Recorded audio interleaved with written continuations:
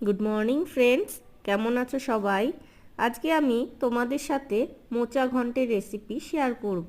আশা করছি ভিডিওটা ভালো লাগবে। মোচা আমরা কম বেশি সবাই ভালোবাসি, কিন্তু মোচা কাটা খুব কষ্টের। সে যাই হোক, মোচা যেহেতু ভালোবাসি তাই বাজারে মোচা দেখলেই নিয়ে আসি। দেখো, প্রথমে আমি মোচা কেটে নুন হলুদ দিয়ে সেদ্ধ করে নিয়েছিলাম।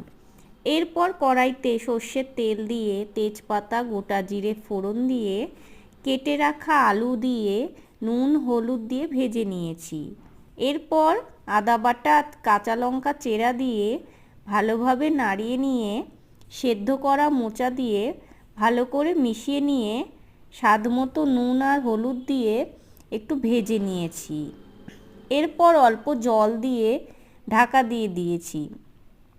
এরপর আলু আর মোচা ভালোভাবে সেদ্ধ হয়ে গেলে স্বাদমতো চিনি আর গোবিন্দভোগ চালের গুঁড়ো জলে গুলিয়ে নিয়েছিলাম সেটা দিয়ে দিয়েছি।